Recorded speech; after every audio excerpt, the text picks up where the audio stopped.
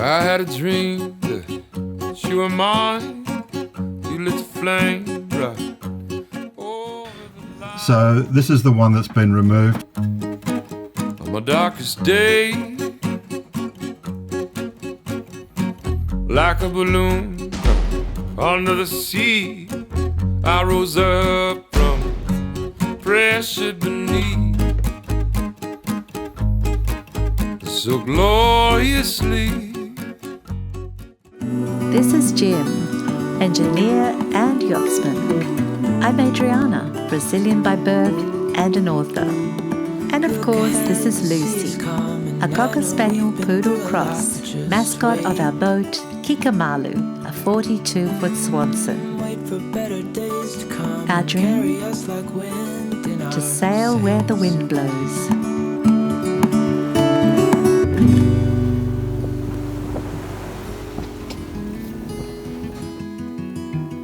Last time we took our daughter and her partner Kari for one last sail before she moved to the UK.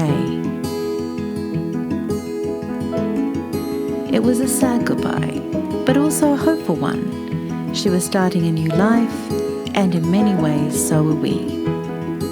However, before we could set sail, there were the usual jobs to do.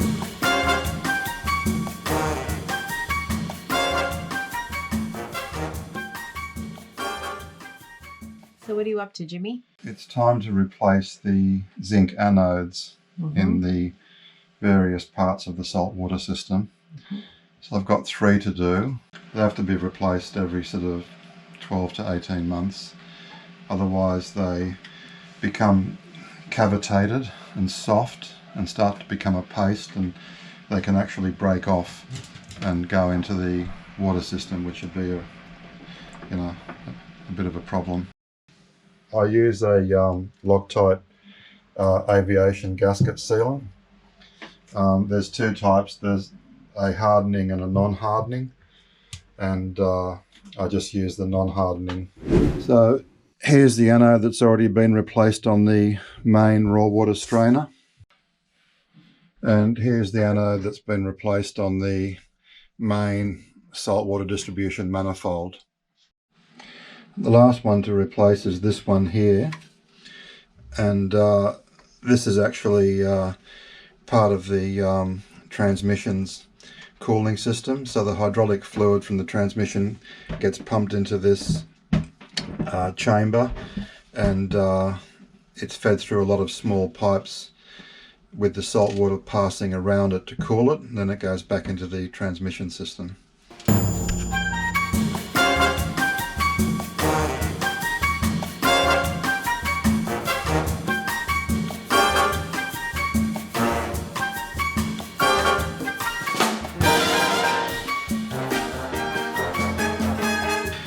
So this is the one that's been removed from the transmission cooling system. As you can see, it started out with only a 4mm length of anode on the end of it, and in the time it's been there, that's been completely consumed.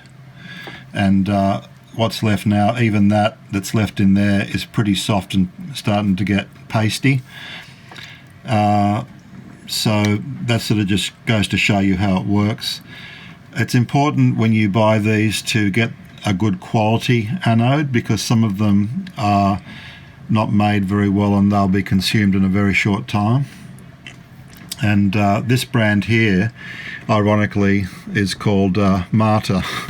Because it sacrifices itself. That's right. And we've used this brand for a while, and it's the one sold by the diesel mechanics, so I presume that they are happy with them as well.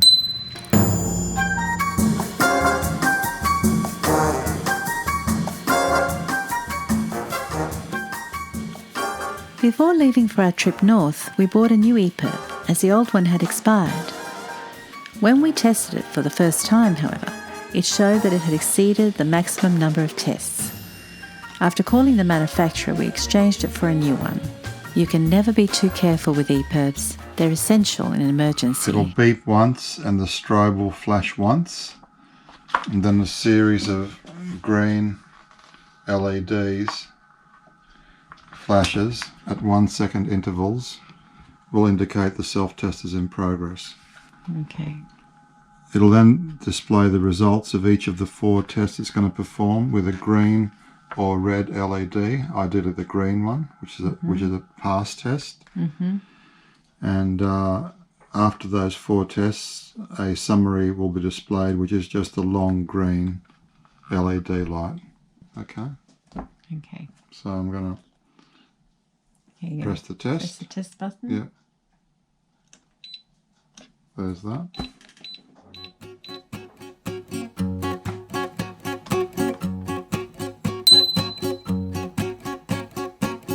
I had a dream that you were mine. You lit the flame right over the line. On my darkest day. After our last shakedown, we decided we would have to install nets around the boat to keep Lucy safe. It will also help stop things falling out of the cockpit whenever we heel over sharply. We did some research and decided on the sail right knotted safety line netting, constructed from DuPont twisted nylon with UV inhibitors. It's important to get a good quality netting because many of them degrade very quickly in sunlight, and as it's a laborious task getting it on, you only want to do it once.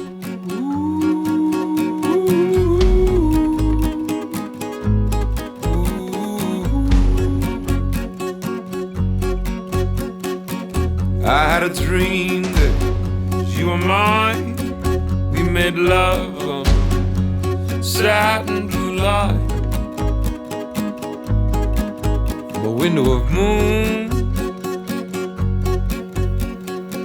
Just one touch, I felt you ignite. The rivers crossed and black turned to white.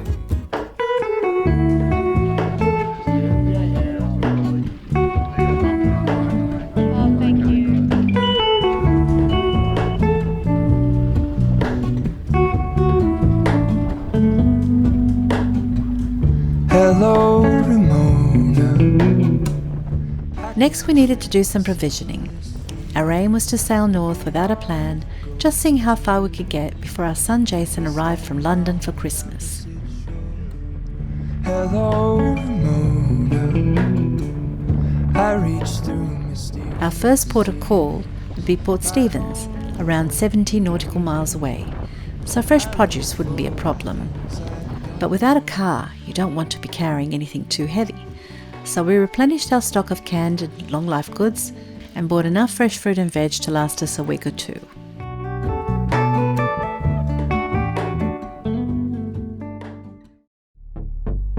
They don't know what it's like to see you from my... All our jobs done, there was a sense of real excitement for our first long trip away after 3 years of planning and working. Never get to kiss you when you wake and smile.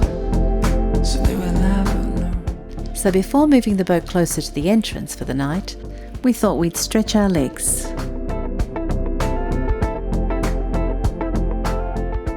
Walking in Bayview is always a treat, and on this spring day it was just divine.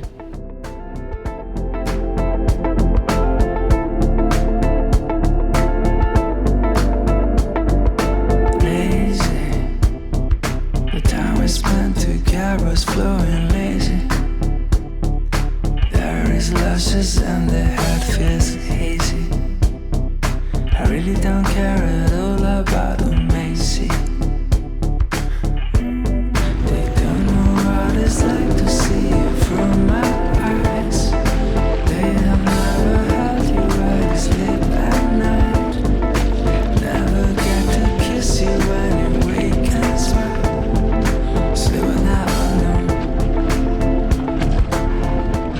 I can't tell you how it felt after months of planning to just relax, knowing everything was done and all we had to do was drop the mooring in the morning and be away.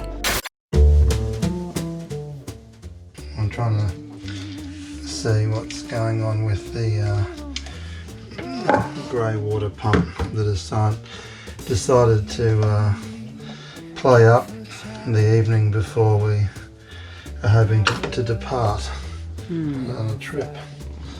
So, as usual, the timing is just perfect. So many times thinking you knew better than the other guys, riding on backbiting and get away with lies. Okay, so there was a clump of hair stuck in here. Right. I put the pressure hose in this side, Right. the deck wash, so it blew everything back and it ended up getting, it was still stuck there, but I was able to reach it, and as I got it, it just became, it was basically a big clump of hair basically that was pulled out. That's okay. So she's ready to go back in. About that stuff, oh yeah.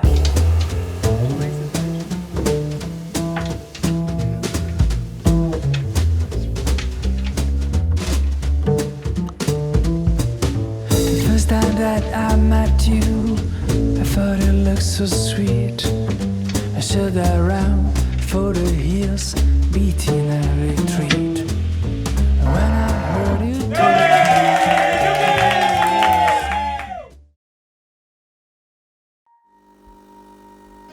How does one describe the call of the sea? I've tried to express what it means to me many times in blog posts and in conversations, but words just don't seem to do it justice. For those of us who hear this call, it's like an enchantment.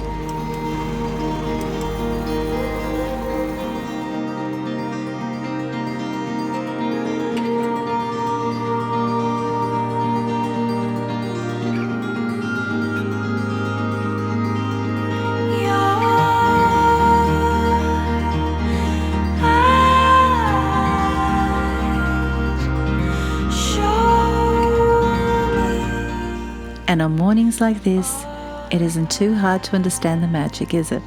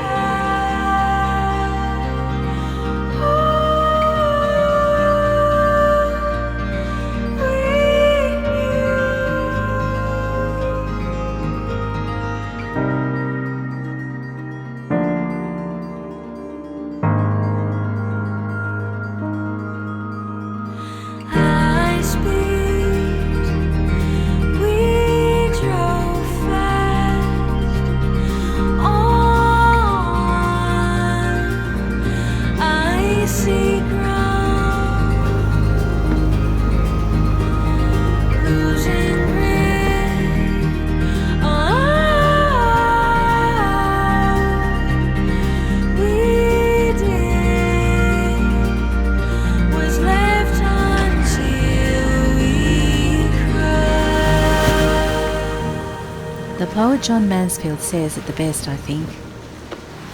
I must go down to the seas again, for the call of the running tide is a wild call and a clear call that may not be denied. And all I ask is a windy day with the white clouds flying and the flung spray and the blown spume and the seagulls crying.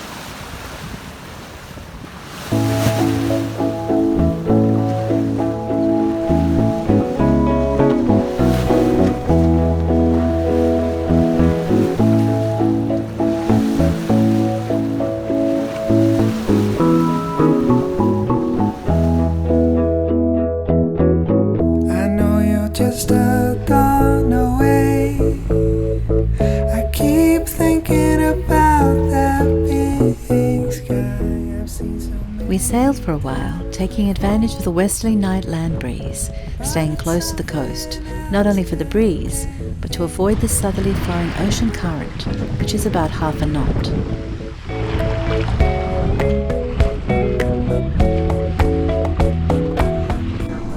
By 9 a.m. the breeze had died down, so we motor sailed on the rum line until midday. That was when the nor'easter kicked in. Because of this, we decided to go into Newcastle for the night.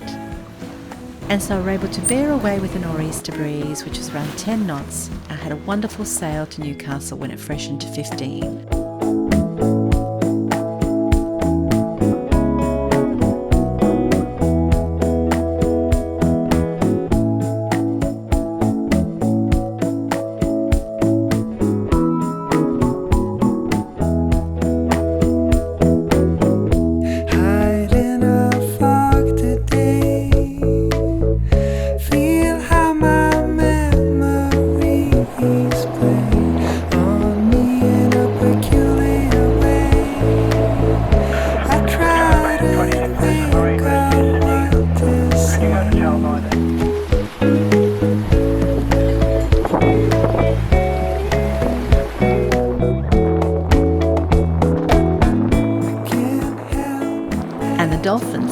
a brief hello.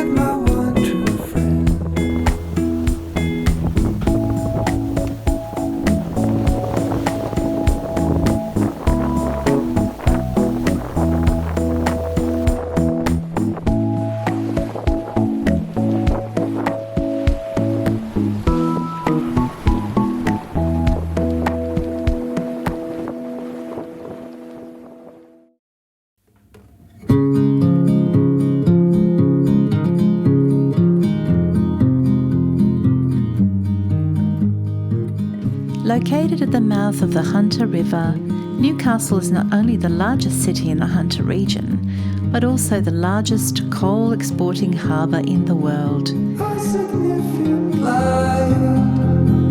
Just where it was needed, gleaming black as night, cloistered in injustice, dead in the eye of time. Nobody is losing, faces merchant change, but your face remains the same. Swallows will be here by dawn. When we're finally sober, Originally occupied by the Awabakal and Wirimi Aboriginal people, this area was called Malumbimba. In 1797, it was explored by Lieutenant John Shortland, and later it became a place where the most dangerous convicts were sent to dig in the coal mines as harsh punishment for their crimes. In more modern times, it's had a bad reputation for being industrial and polluted. But these days, due to a progressive council, the city has been transformed, and we were eager to see the changes. a significant life, just what it was needed, clean in the blackest night. Why did we come to Newcastle? Well, we would have arrived at Port Stephens at about just after dark, basically, which is not a terrible thing. There is places to anchor, but we just chose to come here and make it easier. So here we are, Newcastle Cruising Yacht Club.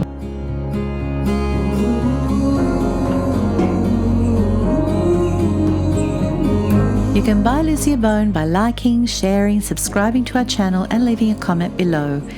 Lucy loves to hear what you have to say and any suggestions you might make.